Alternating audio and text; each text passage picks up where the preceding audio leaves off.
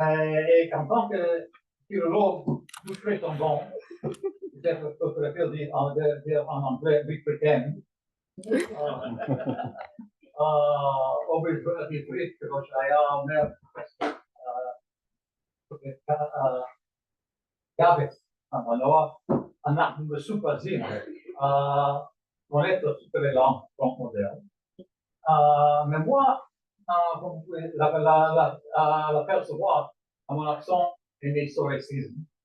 Je suis brooklynophone de naissance. Et donc, je ne parlerai qu'anglais.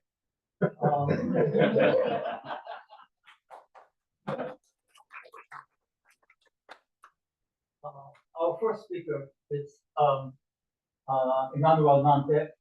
If there's anybody here who does not know Emmanuel Nantet, that is a serious, what we call Hebrew of Hor. That's something really, something missing in your education. Professor Nantet had from the University of Haifa, from the Institute of the Institute of Maritime Studies. Maritime Studies, yes, but it's like that. Now it's on. It's then it used to be called. When I was applying to it, it's Institute of Maritime Studies. The School of Archaeology and Marine Cultures. That's the new name now. Did have the name? Did the name some donor? Leon Recanati, Leon Institute for Maritime Studies. He's the author of many articles. His book 40 on the carrying capacity of ancient ships. From as well known in nowadays in studies like this, you take something like from 444 to 416 BCE or something like that. So he took from the 8th century BCE until the 7th century CE, and he worked with archaeological information, literary information, every kind of information you can have, put them all together into a fascinating book. He is now working on the PRC, what's the expression?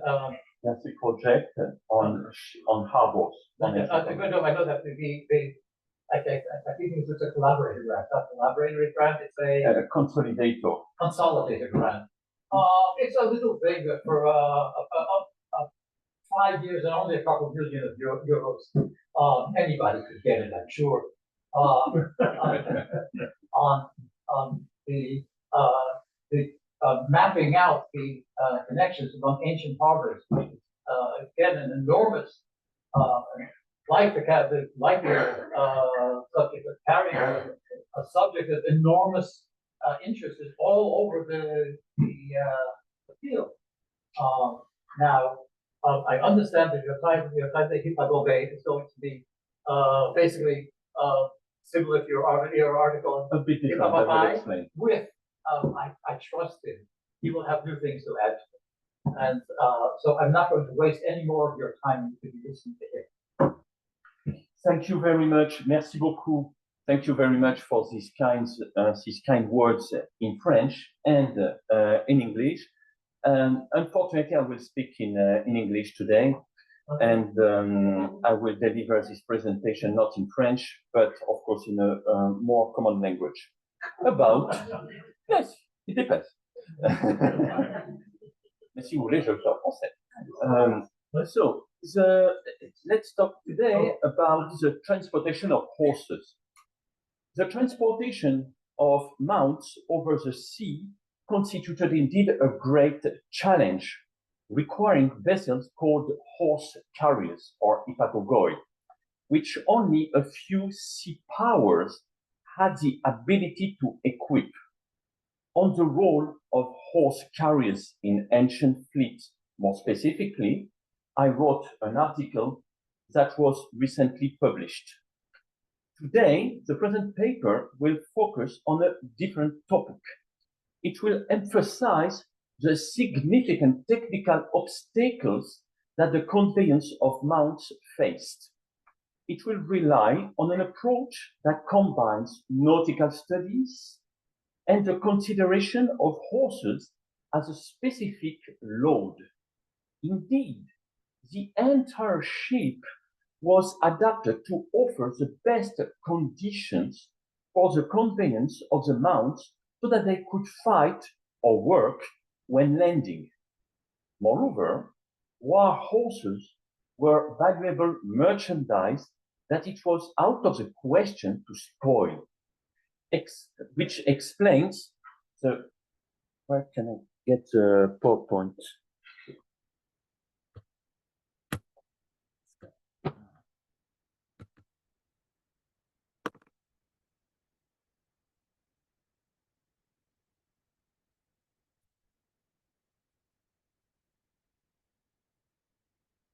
Yes, you have it. Good. So these war horses were valuable merchandise that it was out of the question to spoil, which explains the great care that ancient navies paid to their conveyance. This subject lies at the crossroads of horses and ships, two significant matters for scholars. Numerous experts in ship archaeology previously have mentioned these horse carriers in their studies, but despite their great interest, they did not detail the carriage of cavalry horses with any detailed analysis. Scholars paid care to this subject as ancient cultures considered both horses and ships with great attention. They were crucial for the military and for the economy. Horses also provided those who bred, owned, and managed them with prestige. In other words, the analysis of the horse carriers gives the opportunity to examine a topic that ancient societies considered a valuable achievement, revealing the core of their cultural values. These animals required great attention since they were valuable. However, they suffered much more from the privations of sea travel than men. Those passengers were very demanding. They did not appreciate this kind of trip at all. For this reason, adaptations and changes in the ship were necessary to ensure the safe conveyance of the horses. Determining these improvements in the ship is challenging, as archaeological evidence for these cargoes of mounts is scarce.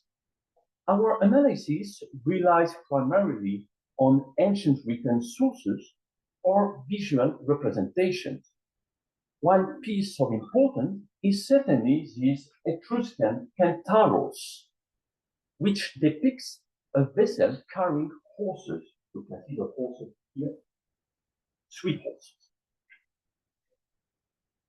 Among the horse carriers that are better documented, we count, of course, the Athenian pagoda, to which I dedicated this article I mentioned previously, and many other examples from the Middle Ages to the 19th century. There are many examples of various horse carriers, very different from each other.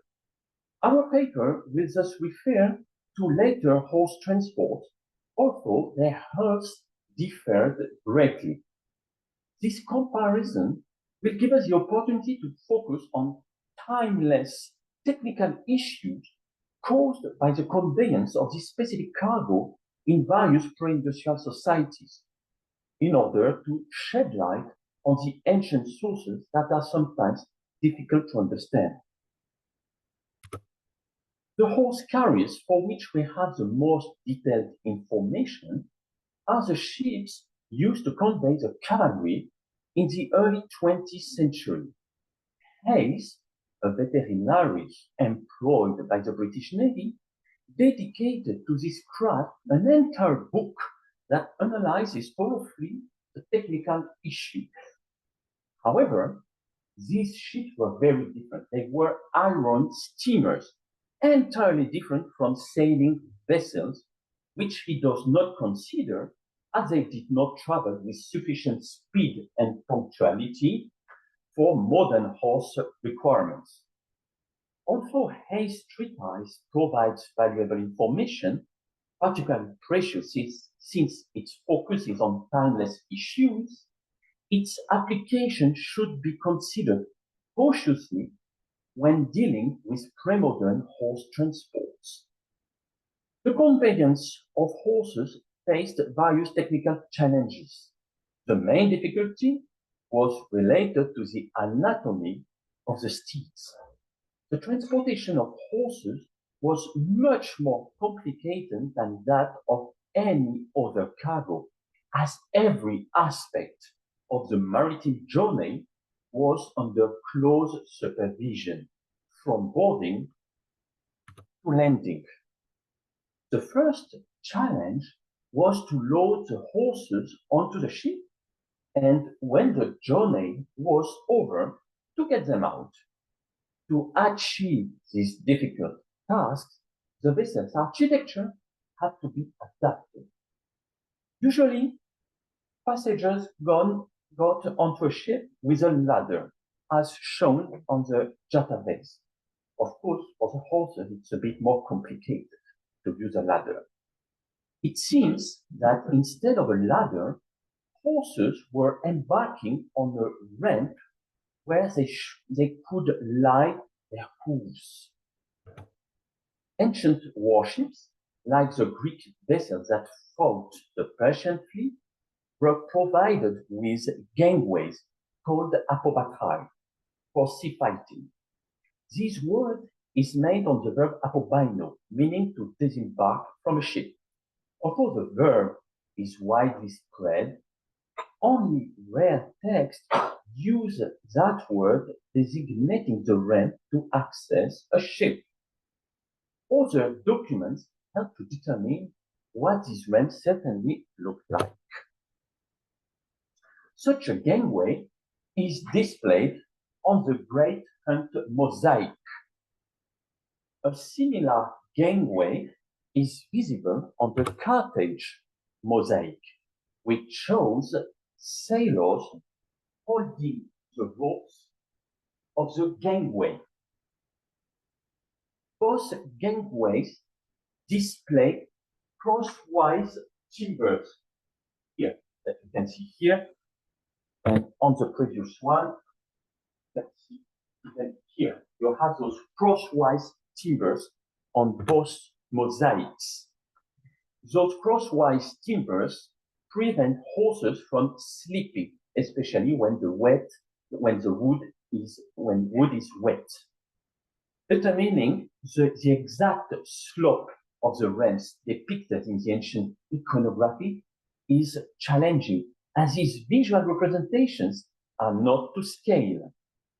The slope of the ramp, extending from the beach to the deck of the ship, would have to be long and gentle to facilitate the operation, as the hooves of the horses could not walk on the steep slope, of course. Such a ramp was probably similar to the device that provided the model of an early French modern horse carrier, the famous Astrolabe, a famous ship. Boarding was certainly difficult, as horses were terrified. The soft slope of the ramp implied a longer gangway that was probably shaking. Dockers in Ostia faced similar challenges as they unloaded an elephant from the vessel. And if you observe closely, what do you see? You see that the sailors tied ropes at the head of the elephant and also at its feet and guided the pachyderm to disembark backwards to make him less scared and less reluctant, so he cannot see the danger. Nevertheless, horses do not walk backwards naturally, as their legs do not allow it. They can perform a rein back acquired through dressage, but it was unlikely that they could do it in such difficult conditions. A significant challenge during the travel was getting rid of the urine and manure. The urine indeed produced a colorless gas with a strong, odorous smell called ammonia. Ammonia emissions irritate extremely the respiratory tract. The production of ammonia is higher during a maritime journey. Physical activity, usually 20 to 30 minutes per day, contributes to solving the problem, as it quickens the circulation and increases the oxygen supply to the lungs. This was easier in the field.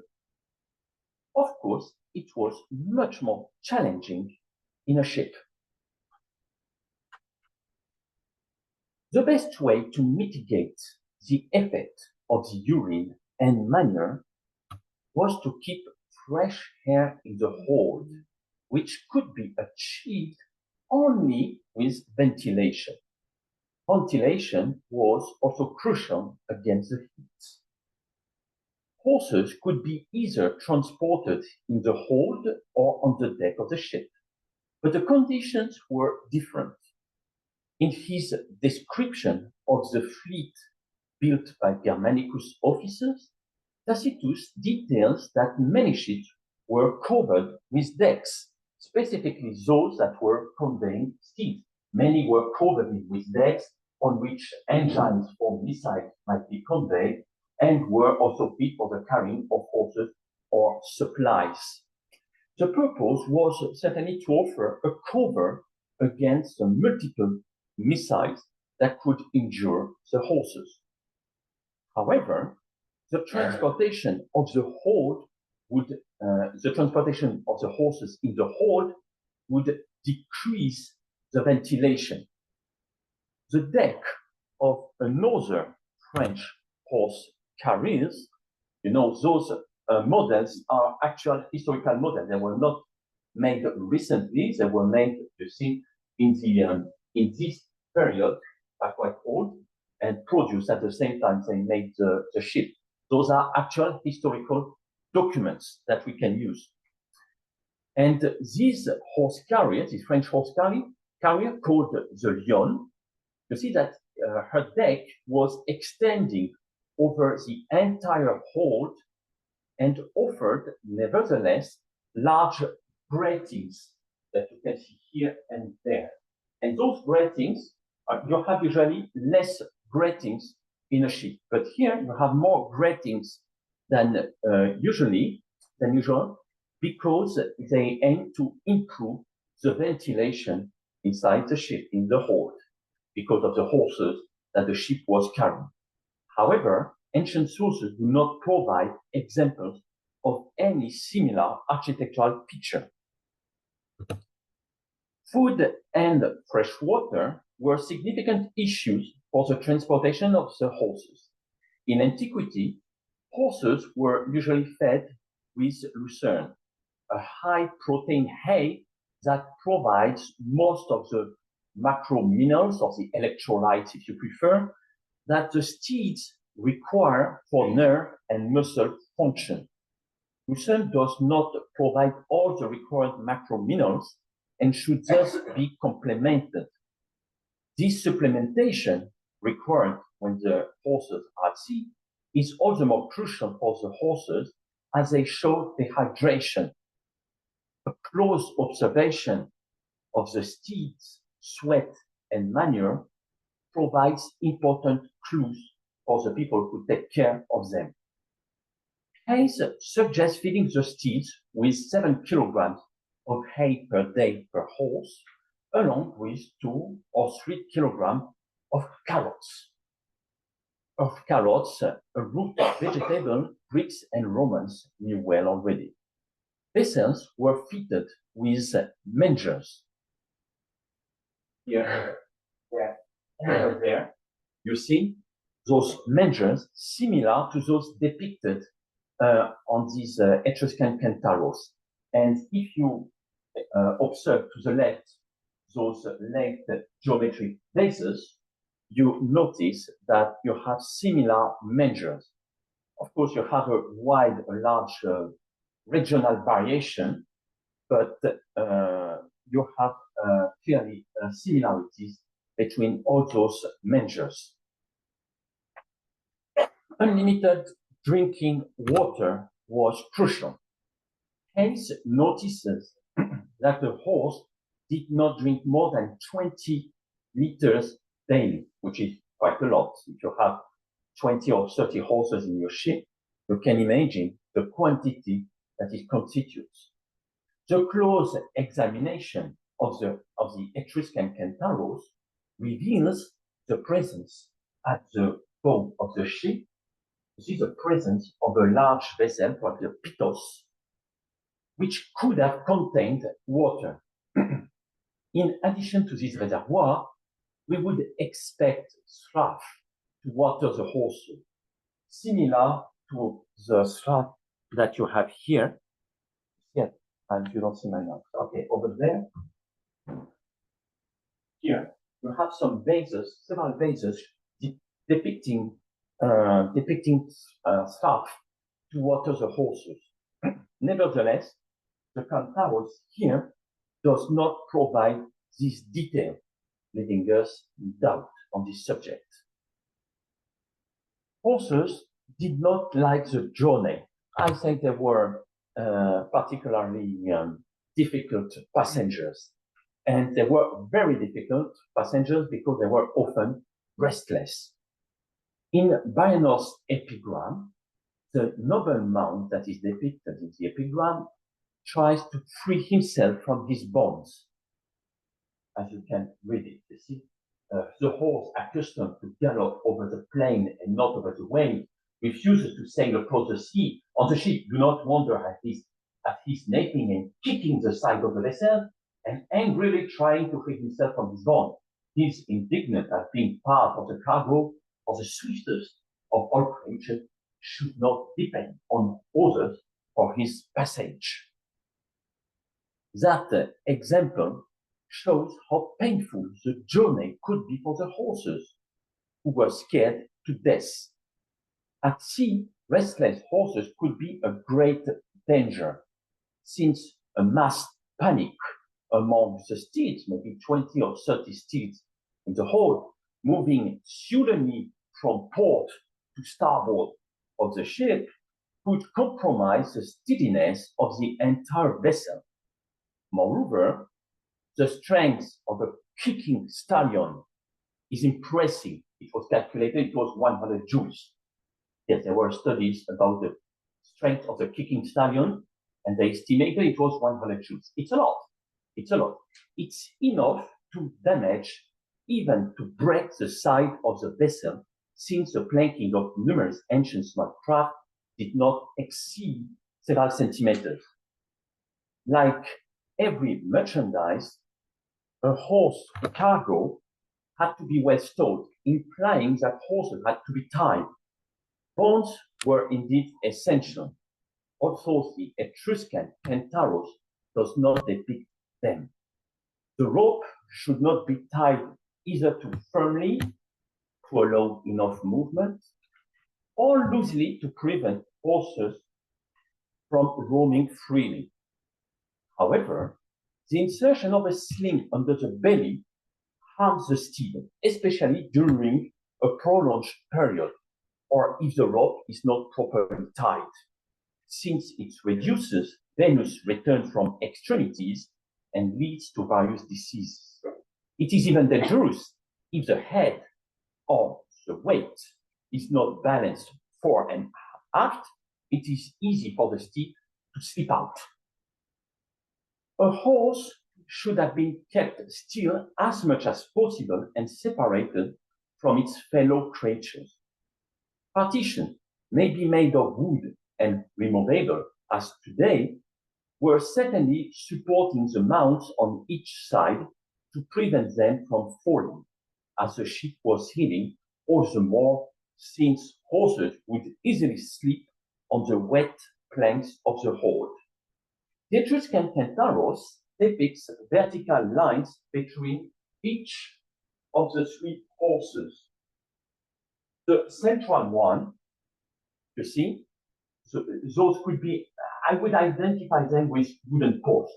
And probably the central one would correspond to the mast of the ship, while the two others to the left and to the right here could be the stanchions that were supporting the deck, and those posts, I think, would have delineated areas that were probably partitioned.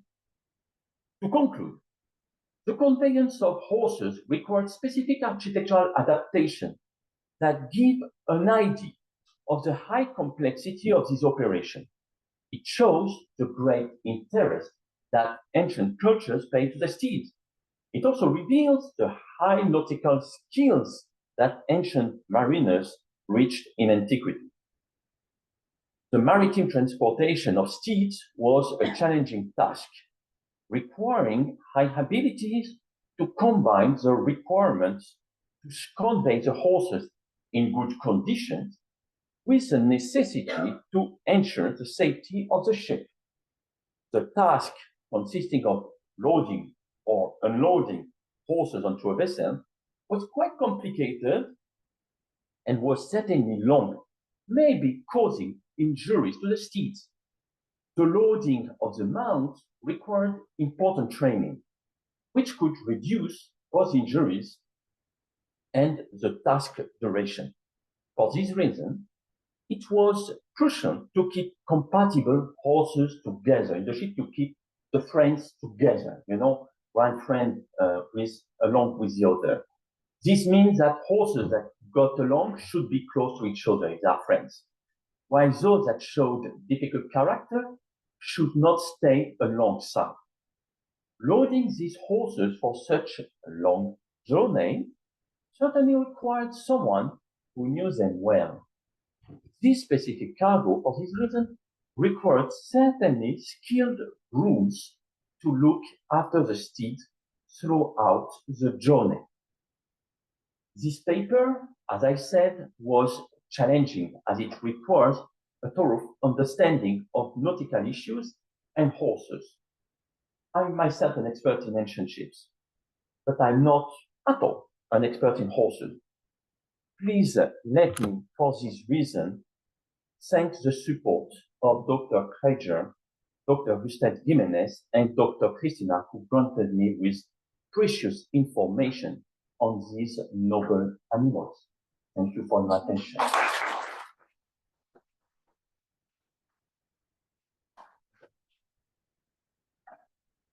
I was a graduate student.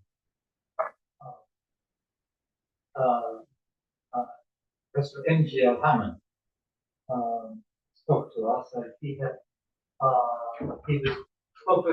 gave basically gave us an article that published at JHS about the Battle of Marathon. Professor Hammond, who had been a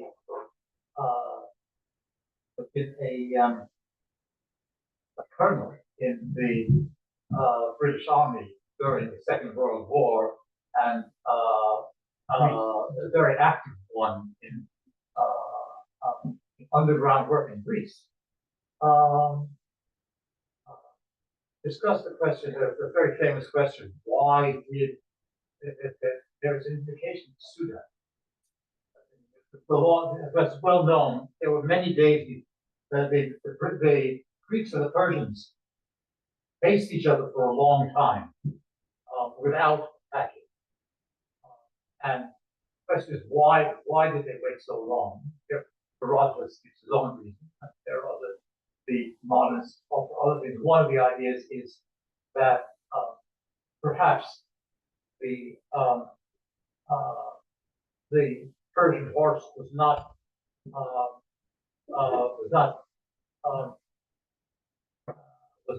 still in the boats for too long.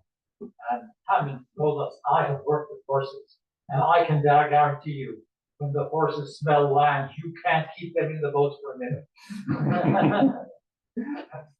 They surely were unloaded immediately. This is as much as I knew about transporting horses until the last 25 minutes, which have taught me an enormous amount, and for a perfect example of what I told you about the way President Nantet was able to get his information from pictures, from sources, from modern information that will inform you on this. Thank you very, very much. Just to answer quickly, Hammond, by the way, has a good understanding of ships because he wrote several papers, including one about ponton bridges, the ponton bridge between Europe and Asia that ZSS built. And this specific, the mention of the Battle of Marathon at this moment, horses were indeed a specific issue, and the Greeks waited for the moment the Persians started re-embarking the horses to attack. That was precisely the last sentence that I removed from my text, because I was unsure that my text would be short enough. So you pointed it out very well. Thank you for what you said, and now when you extracted it, it's all very quite fast. I have a question, it sounds silly, but this may require expertise. Do horses get sick? And do they get sick from the humans? And there must have been some loss. Some horses died, especially long transport. Do you have any idea? Okay. About that? So about if horses are sick at sea. Again, I'm not an expert on horses, and I never had the opportunity myself to see horses in an ancient ship. I think maybe it could give some ideas to some of my colleagues. But as far as I understood, they are not sick at sea, but they show a lot of other problems that I depicted. And about the losses of horse transportation at sea, we don't have any statistics for the ancient times. However, Hayes, in his book, he's detailing this point, and he's stating that for a journey between England and South Africa, for example, out of 600 horses, which is a lot, they usually lost something like 8, 10, 3 sometimes only. It's not a lot for a journey of several months. Of course, for the ancient times, we're talking about much shorter journeys, where they could, of course, land from time to time, depending on the conditions. Thank you, that was really fascinating. And this is one of those irritating questions about the one you haven't talked about. But we know about all kinds of animals that obviously travelled, wild animals to the Colosseum and so on. Do we know anything about how they transported them, where there maybe less of a connection to the human, lions, tigers, elephants, whatever? Yes, they used to transport lions, elephants. That's, I think, most of the animals for which the travel is documented. And there is this mosaic that I mentioned. I didn't extend, but in fact, there is also a text by Pliny that describes also the unloading of an elephant. And this mosaic is probably an illustration of Pliny's text, in fact.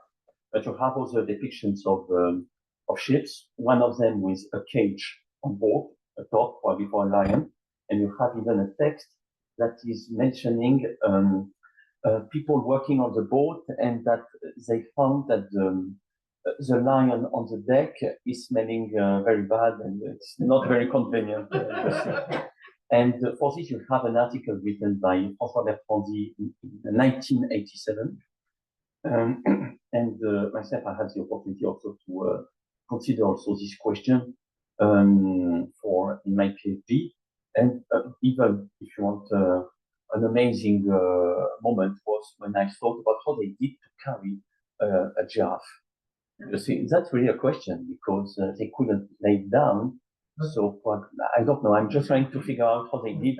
In any case, they did it once because they wanted to display a giraffe in the circus. But they found that the animal was not fighting enough. It wasn't very funny, so they didn't replicate the experience later. That's and of course you have one text, by the way, which is extremely interesting about animal transportation. It's a text about Terra Noire, of course. I mean, of course, we would need maybe one full day to understand the text because it's extremely complicated, but still it's showing some interesting elements.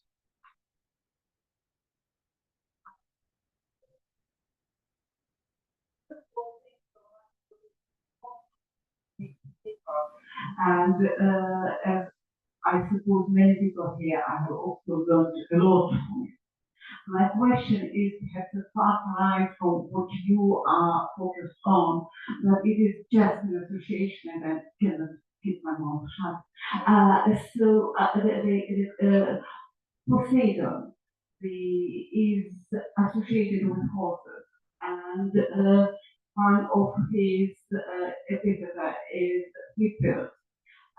So I wonder whether there is any reason that you can think about and any connection between horses and sea that could be expressed in culture. It could be between horses and what? And Poseidon. And Poseidon, yes, very good comment. Because indeed, there is another text.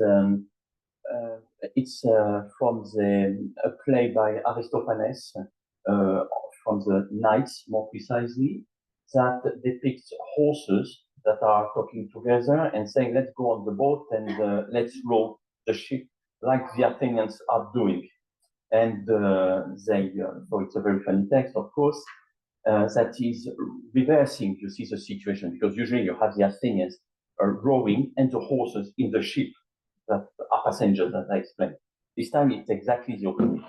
And they describe in this text precisely that horses were eating lucerne, as I explained. But in the text, they said instead of lucerne, they are drinking wine, eating garlic, exactly what Athenian horsemen were usually eating and drinking. And in the text, it's finishing like they depict that it's unfortunate that horses should be at sea when usually they are creatures from the sea. Exactly what you're saying. And this is all the more interesting because this play by Aristophanes and precisely this moment is a way to celebrate the Athenian expedition against Corinth that took place a few years before, specifically with horse carriers. They used for the first time horse carriers for this expedition against Corinth. And I let you guess what is the symbol of Corinth. The horse, of course. So that's a way to make fun of the Corinthians in that text. So you have a deep connection between the horses, of course, and the sea, and Poseidon, who has also horses as well. Those are creatures of the sea. Thank you very much, Emmanuel. Out of a few dozens of historiography relating to the Mediterranean that we hear of many of the Hellenistic period, and we call usually a few dozens of those specific vessels for carrying horses. Do I is correct that they have some kind of barges for shallow water to carry on the horses between the vessel and the shore itself as a preparation for the battle/siege? We don't have any element on this point as far as I know. We have only military horse carriers to which I dedicated this paper I mentioned. So you will find references about fleets that use horse carriers. And we don't have any elements about specific lighters, small crafts that would take the horses from the military ship to the shore. But also, I think it was maybe not so necessary because those epitaphs, those military horse carriers, were old triremes converted into horse carriers, and therefore their draught was not so important. It was maybe 1 meter. It wasn't so much. So you could take it close to the shore, and would have many texts showing that ancient sailors were taking triremes onto the shore.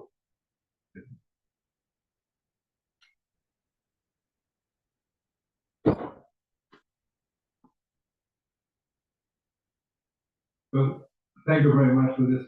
I was wondering if you could break it down chronologically a bit. You have Greeks moving around the Mediterranean and the Black Sea, certainly historically, I've mentioned before, since the 8th century. Were carrying horses? Was it possible even to do that? Since when do we have the kind of ship that is even capable of doing so? And did they? For example, the Euboeans were amazing sailors. They were also hippopotai. You find horses present in the Mediterranean, not the so. Why early on, even Hippies in the Alpine? So, did they get local horses? Did they move horses? Did they even bother with that? And since when was it even possible to do that? The first written evidence is from Herodotus that mentions that in Darius' fleet and then in Xerxes' fleet there were plenty of crafts, including horse carriers. He does not provide more information about it. We know that 1 century later, Pericles, it is said, Thucydides said that for the first time, Thucydides turned an old trireme into a horse carrier. So we understand that probably it was the first time that a trireme was used as a horse carrier, which means that the horse carriers used by Darius and Xerxes were probably, I assume, smaller ships, maybe. But in any case, that was possible. And if you see these Etruscan Centaurus, the Etruscan Centaurus is dated to the mid-7th century. And it shows clearly horses inside the ship. So I would say that that's the earliest evidence of horse transportation that probably we have. We should look maybe for other additional information. I would be pleased if someone would know. On the warship, presence it's not a warship. I don't think it's a warship, but in any case, warships appeared later. You know, it's a separation between warships and merchantmen occurred, in fact, more by the end of the Archaic period with the elaboration of the presence of forces on Euboea must indicate that somebody brought them there. Exactly. In any case, they were brought. Are not native to the island. Well, they could use barges in the 16th. Then you can use barges, but it's still a craft. It's still a craft. So when they carried horses for the first time, it's not documented, but we have, of course, the evidence that you have horses even in islands, so they were brought at some point. But the details of how they conveyed them, we don't have so much evidence about it. Again, I would mention, even if it's a complicated text, the text about Emmanuel, but it's difficult to use it to date it and to understand it, but still, it's an evidence for animal transportation. Just to comment, the trireme has very little space. Anything but that's another problem maybe for the presentation. But yeah, no, I mean, there were the team that built, for example, the Olympias, you know, that trireme, that experimental trireme that was built in Greece as a floating hypothesis to test, to check hypothesis about the ancient trireme. They built this trireme, and at the same time, they suggested ideas to see how you can fit 30 horses in a trireme. We have text showing that you had 30 horses in a trireme, including an inscription. So it's making some evidence that there were 30 horses. The question is, how you're doing that? they also rode the boat. Certainly.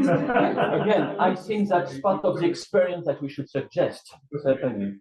But the question is, when you add food, water, and everything else in the ship, this is difficult, and this is indeed a topic for another paper. I'm afraid, and, I'm afraid I have to start this that we have to end here because we have another interesting talk coming up. We are missing one talk today from Carlo Delle, Donne,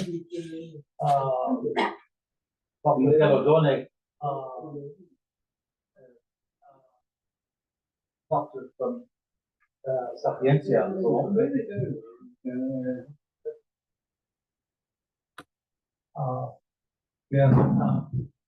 I'm going to miss this presentation, and I'm afraid that this abstract that only it gives us sort of a trailer of what we would have gotten, but I'll read it to you anyway, so you'll know. The thing of the talk was to be speaking metaphors, Patient's figurative language in ancient Greek medicine. He describes it as follows. This paper focuses on a crucial issue regarding ancient medicine, the role played by patient's language within the medical relationship. In particular, I set out to elaborate the prognostic, diagnostic, and therapeutic potential inherent in the patient's metaphorical way of thinking about and expressing their own experiences of disease. Metaphors, images, and similes are frequently employed by laymen when they talk to physicians. It feels like there are ants running all over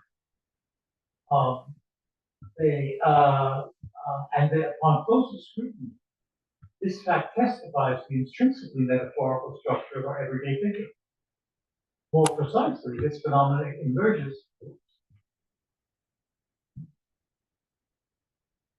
Touched the wrong place.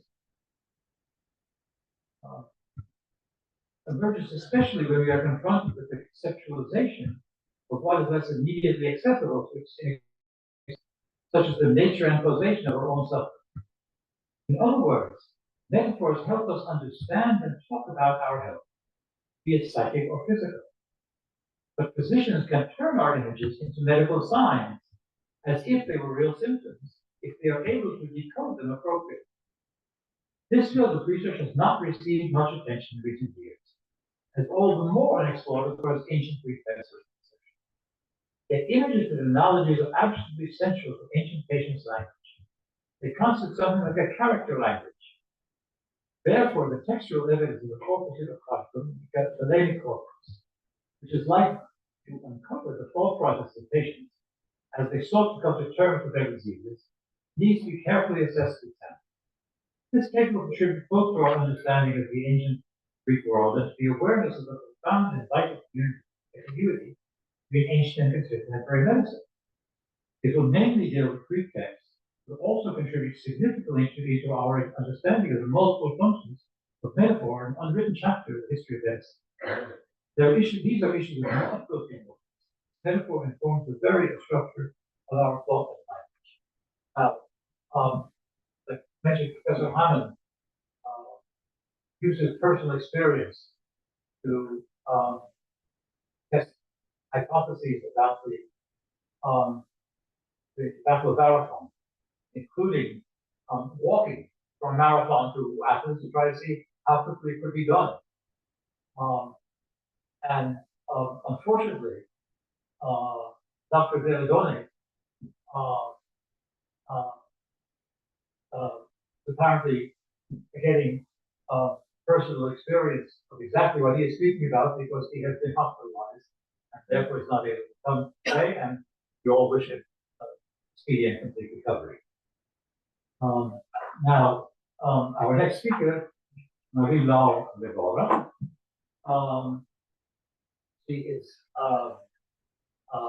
She has already done a number of things, and among them, she was the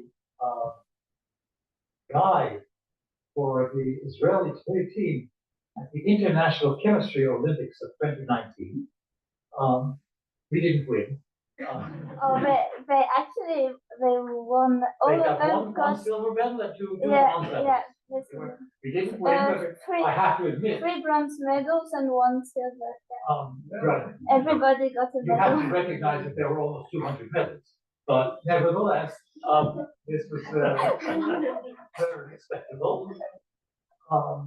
However, she is not a chemist; she is a classicist, and she I read a few more things about her history but I'd rather have the Yeah, speakers. that's very funny that you mentioned it because I actually met some of the boys of the team who are currently studying at the Technion, so it is very emotional. And May I have a revolutionary suggestion? yeah, That would ease Ah, the pain okay. on the necks and eyes of you both there. If you will move there, I think you'll be able to see the screen and it will not distract us from the screen itself. Yeah. so why should I? Excellent. Your Okay. software is our That's- software. Excellent suggestion. Does it work? It's Yeah, my OCD is now on.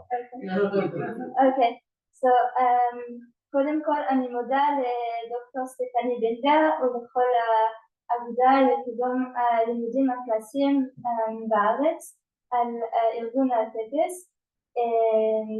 איזו זכות להיות פה בארץ ולהשתתף בטקס הזה ואפילו להרצות בו. אז מעכשיו ארצה רק באנגלית ולא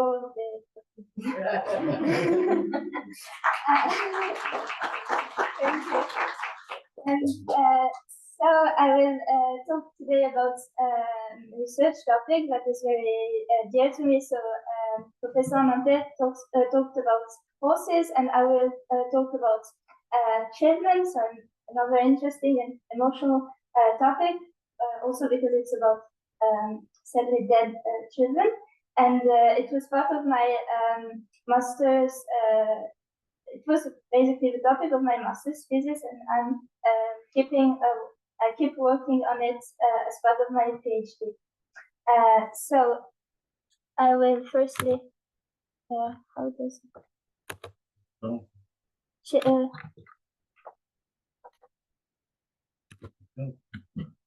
look? It doesn't work. Oh, okay, I will do this. Yeah. Okay. So firstly, I will present a bit of the topic, and then I will very briefly talk about the history of the Jewish Roman communities and also the geography and the catacombs. And then I will show you some very interesting epitaphs of children I've been working on for now 4 years. And so why did I choose this topic that is very peculiar, very specific? So first of all, it's a very neglected research area because childhood studies have been developing since more than 20 years. But as for studies on Jewish children, there are only a few publications and a few research that has been done mostly by Professor Hagit Sidan, who will be talking this afternoon. And so she wrote basically the only book about Jewish childhood in the Roman world. And there are also a few articles published by Professor Amran Popper, but none of them really deal with epigraphic material. And so I thought it was very interesting to work precisely on this material because, as you will see, there are a lot of epitaphs, and especially in Rome, and this is why I chose to work on the Jewish Roman children. And so, as tools, I'm using the Jewish inscriptions of Western Europe, volume 42 by David Noy, because so that collects basically all the Jewish inscriptions of Rome, and also Fraisse and Lyon's publications, mostly because of photographs that are not included in Noy's, and I've also got my own photographs, and I thought it was interesting not only to work only on the Jewish inscriptions, but to compare them to see their to study their specificities and their also maybe common features with non-Jewish inscriptions in Rome from the same time period, so 3rd, 4th century CE. So this is why I used the IGUR for Greek inscription, CIR for Latin inscription, and ICUR for the Christian word, because everybody knows about Christian catacombs in Rome, and sadly just a few people about Jewish catacombs, but so it's very important to also deal with Christian epitaphs of children that are for larger in number. And also I'm interested in the differences maybe or complementarities or similarities of Jewish inscriptions in the Roman diaspora and in the center of the Jewish world, which is Judea and after Palestine. So this is why I also mentioned the CIP,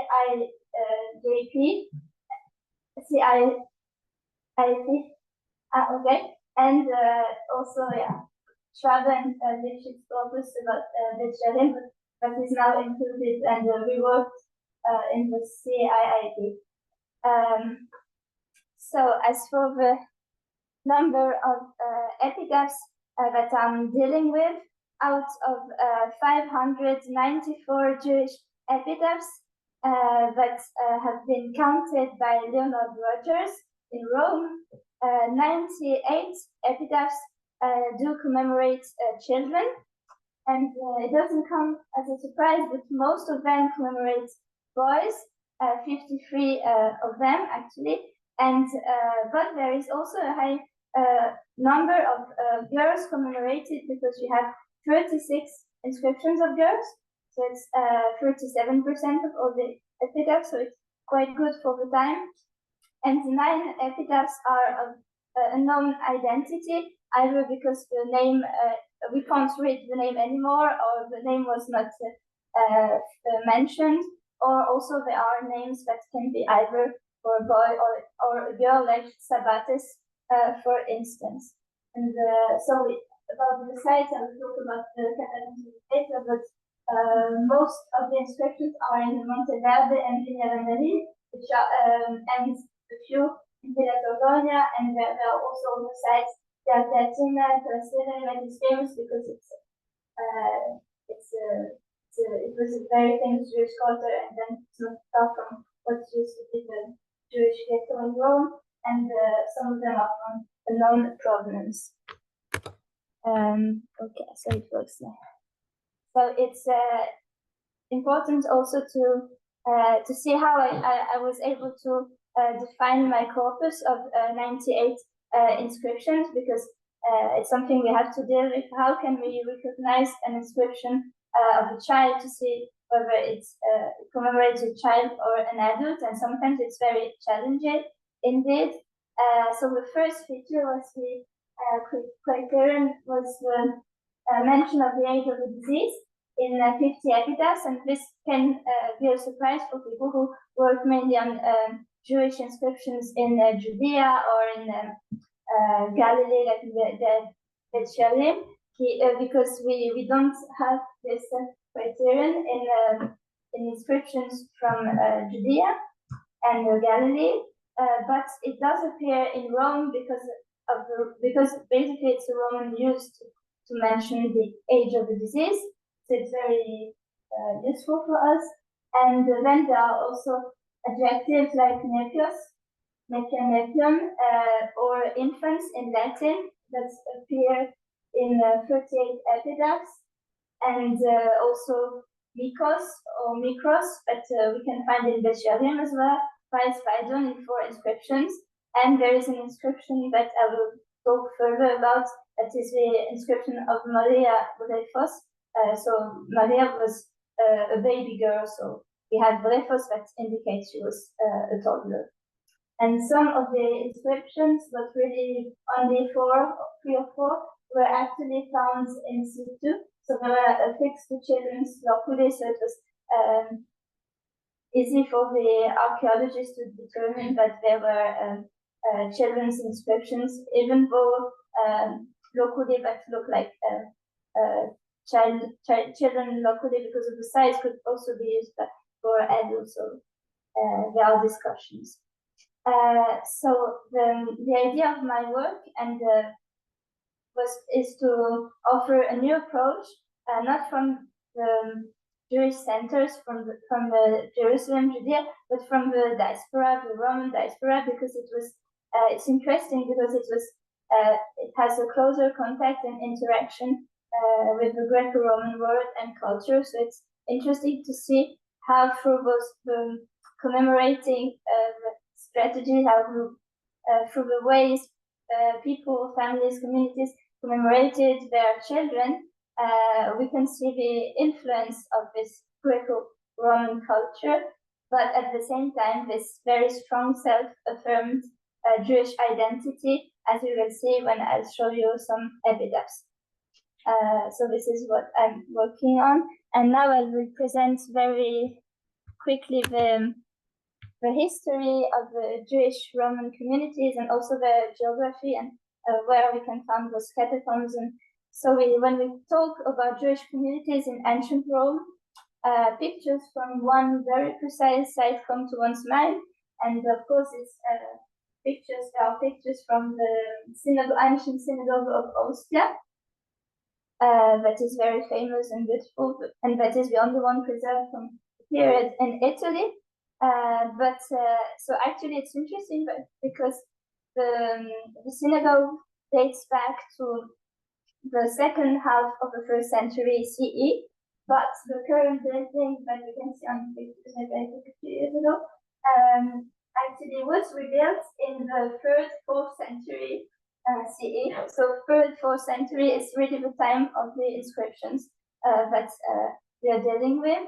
But the story of Jews in Rome is far older, and those communities are actually the oldest Jewish communities in Europe, Jewish communities in Italy, because they date back at least to the 1st century BCE, with the conquest of Judea by Pontus, when he brings, like the Romans bring back to Rome Jewish slaves, and maybe even before. So there are discussions about the 2nd century BCE with the expulsion order against Chaldean and astrologers. So some people think that maybe there was some confusion between Jews and with Jupiter's advisors, but we don't really know. So at least from the 1st century, this is sure, and Cicero also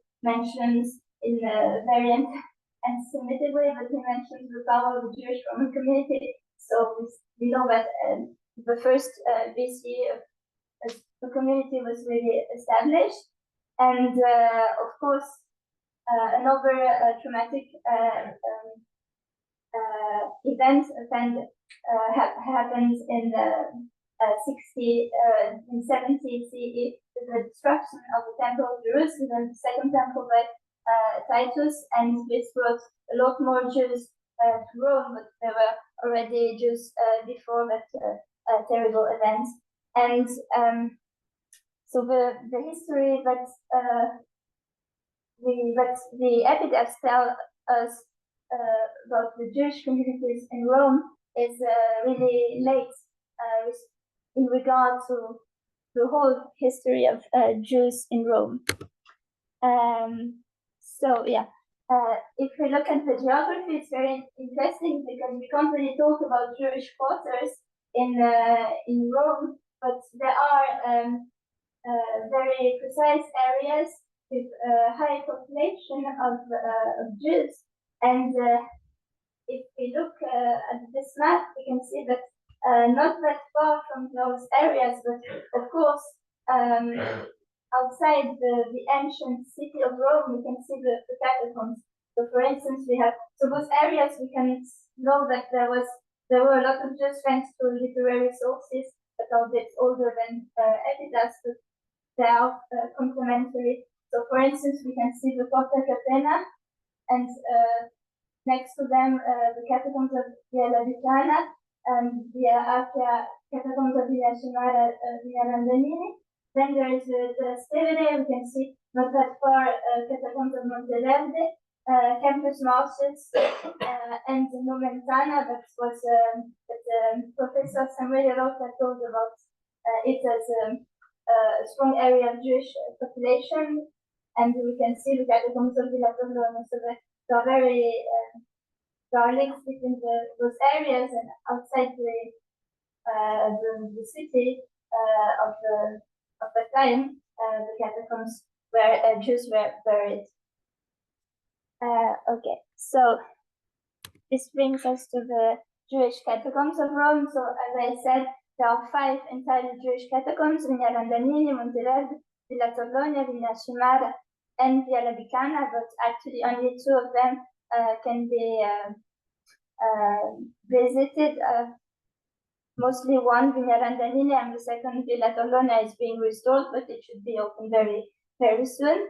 And they are entirely Jewish, even though when they expanded, especially in Vigna Landanini, they also included pagan areas. Like in Vigna Landanini, you can see a cubiculum of Pegasus, and that obviously that wasn't Jewish, but it was included then in the catacombs when there were more people buried. And those catacombs date back to the 2nd, 4th century CE. So they started a bit before the estimated datation of the epitaphs. And when we see them, there is no doubt that they are Jewish because of the recurrent symbol of the menorah. So I'm not sure we can see it well, but there is here like the menorah up, a bit up, and this is why this cubiculum is called the cubiculum of the menorah. And then Villa Torlonia, and we can see 2 menorahs, the Torah shrine, and so it's obvious that there is no doubt about the Jewish character of those catacombs. And also the Chetzia was found in those catacombs according to the principles of the Mishnah about funerary sites. But the menorah is something that when you visit them, it's very emotional, and you see it everywhere on epitaphs as well, as we will see. So now we'll talk a bit about some epitaphs of children. I would have liked to talk about all the 98, but it's a bit too much. So I've chosen a few epitaphs, and when you work on a lot of epitaphs like this, you have to classify them. And so I've adopted a classification according to the adjective use, or also the characters, or some similarities, peculiarities that bring them together in shorter groups. So the first group, this first category is it involves epitaphs of Nήπιοι. So Nήπιος means infant, so basically a child that is under 7 that can't really talk properly. And I've chosen mostly epitaphs of Nήπιοι that are very interesting because of iconography. So this one, for instance, is not anymore in the catacombs. Now it's in a private collection in New York, and we can guess why, because it's really beautiful and very very sophisticated as for the symbols, because and also there is basically a visual pun, as noticed by Margaret Williams, because the name of the child, if you can see it, is Salpingius. Salpingius is an abac, so you don't find it anywhere else, but it comes from the Greek translation Salpinx of shofar in the Septuagint. And what can we see on this epitaph? Precisely 2 shofarot. And there is also beautiful symmetry, because this shofar, edera, and in the middle the name of the child that is said to be a child, Nήπιους, that is Nήπιος a bit transformed, but so it's very sophisticated and gives a really true impression. And there is kind of resemantization of the name, because the symbol of the shofar is commonly used, because obviously it's a very important Jewish symbol, but in this context it has another meaning. Okay, and if I go a bit, so here we can see the epitaph of Rosa. And it's the same thing about iconography, because here we have the text on both sides, and in the middle we have a menorah with a shofar. I'm not sure we can see it, and a vessel that really looks like a temple vessel. So it's and also in the following one we have the same thing with the iconography that is put in foreground, and that is something that looks more important than the text, because in those epitaphs the idea is to emphasize the Jewishness and also the piety of the children, and of course for the children, their family, and maybe anticipate the life those children would have led had they lived longer. Okay. Then here it's another category that is also a category of nature, but that are called ōsíων, and I was very interested in it, and I wrote an article about it, because so we have this inscription of Romanus and the other one of Eucarpus. So I put the two parts together because they are not in the same place, and because so both inscriptions basically use the term ōsíos, and then here we have as well philonymous, that means lover of the law, and those terms are mostly used for adults, and obviously they refer to adults because children who are under 7 are not really committed to mitzvot and all this work as adults. But here we have this that apply those features that apply to children, so it's very interesting and very specific, and we can see like in wise children and very mature children, even also in over Jewish context. I think of rabbinic literature, and for instance, the famous Baraita in Gittim 58a, and that is appears also in Tosefta Avayot 2:5 with Rabbi Ishmael ben Elisha, who is a child prisoner in Rome at that time, and he talks with Rabbi Yoshua ben Hananiah, and he is very wise and he can answer to his questions. And so it's a topic that we find in rabbinic literature, but it's also a topic that we find in non-Jewish world through the Puer Senex in the Latin literature and the Latin epitaphs. And so this is something between both. I think it's really linked to the Jewish world because it's linked to Jewish religious values, and at the same time it was something that was also common in the non-Jewish Roman environment of ancient Rome. So it's very interesting. And then we have epitaphs like this, like Honoratus epitaph. It is very interesting because this boy was actually, as mentioned, he had oh, sorry, there is a mistake in translation. It's not a good translation, but he was 7, and he is called Grammateus, just like his grandfather. The translation is the epitaph of his uncle, who was also a Grammateus, and his father was an Alcon.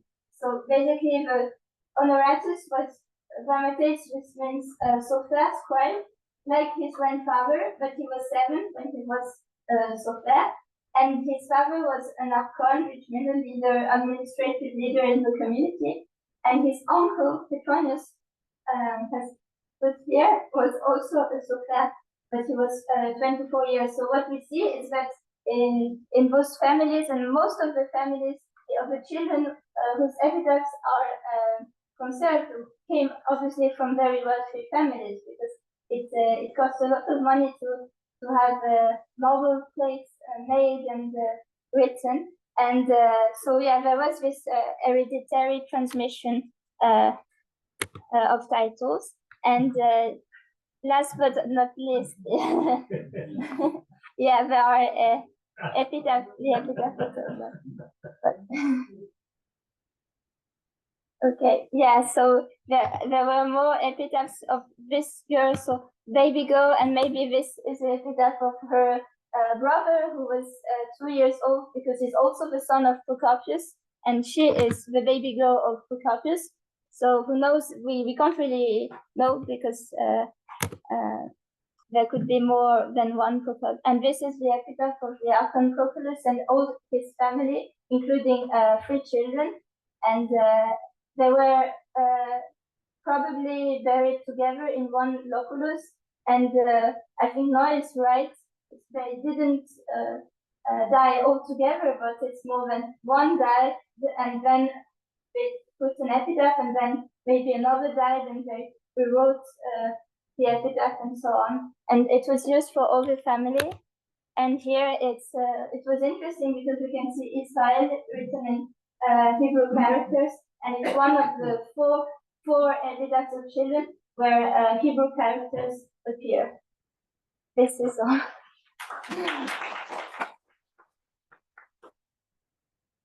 I'm sorry with the time.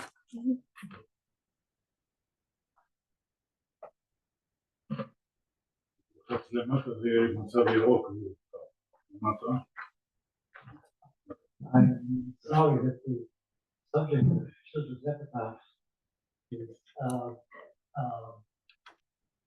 wonders as timely as it is, but it really showed us a very interesting picture of the community itself and of the question. Okay, first, תודה רבה, Marie-Laure, and תודה רבה for coming to explain this very special time. תודה רבה. My question is, you said that the Jewish catacombs are outside the city of Rome, right? Outside the ancient city. Yeah. So the question is, do we know any reason why the Jewish people they used to be maybe buried outside the city of Rome? Is it connected to, for example, I don't know, I have no idea about that, but maybe it is also connected to the Jewish rule or we have that say that the Jews are not buried, the people are not buried in the city of Jerusalem, for example, but outside the city. Yeah. Oh no. So my question was actually, are all the catacombs outside the city of Rome? Yeah. All the, but there can be. I think in this case there is a connection between the what you say, the Haifa, and also the fact that all the pagan Alpogea, Christian catacombs, all is outside the ancient city. Yeah. So there is. So that's not specific to the Jewish. No, but there is a one contact.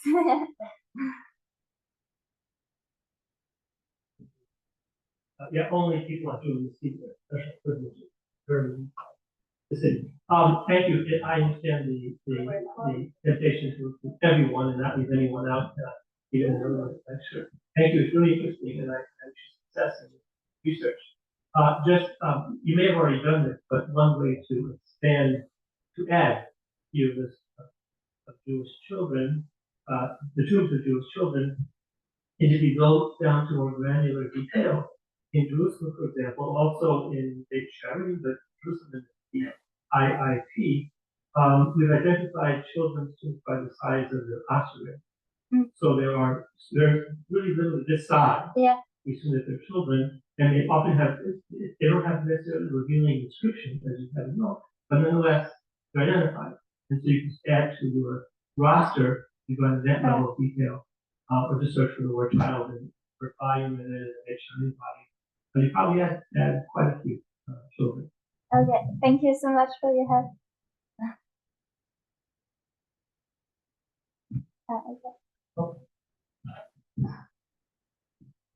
Thank you for the interesting paper. And I would like to explore further the question of language. The fact that most of these epitaphs are Greek. Yes. Say anything about the ethnic origin of people from this community, or it just maybe the reason that they speak no Hebrew, or they want to write in Greek and not in Latin? It's a very interesting question, and it's quite complicated as well. But most of the so-called Oriental groups would use Greek in and also in Rome. But the Jews were actually the only ones who still used Greek at that time, by that time. So in the 3rd, 4th century CE, because Syrians and Christians moved to Latin. And so there are a few explanations about why they kept using Greek. But so for instance, Moll thinks that it's linked with the use of Septuagint, because in some inscriptions we have references to quotations of the Bible in Greek that come from the Septuagint. So this could be an answer. And about Hebrew, I don't think they didn't. It's difficult to establish. So there are words in Hebrew, like here we have Israel, Shalom, Shalom, Shalom al Israel. So there are, it's not like in I forgot. The catacombs in that are later in Basilica.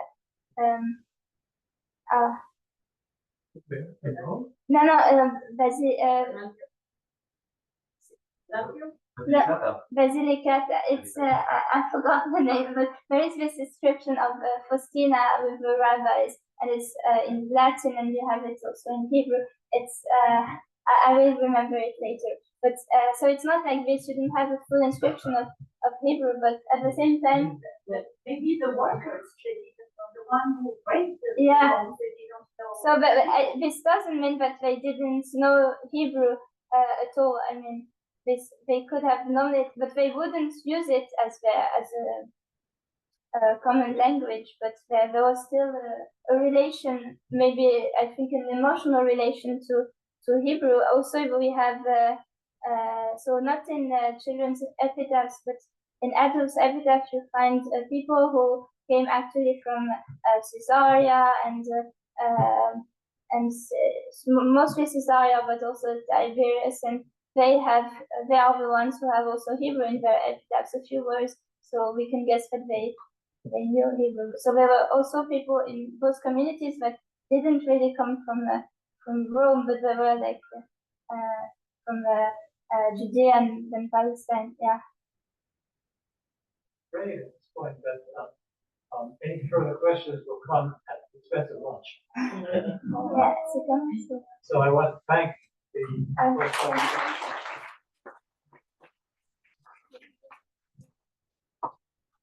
So you're welcome. You have some food outside. If you're interested in more, you have several places to have the lunch, both inside the university and outside of it. But let me know if you need some help. We come back at 1.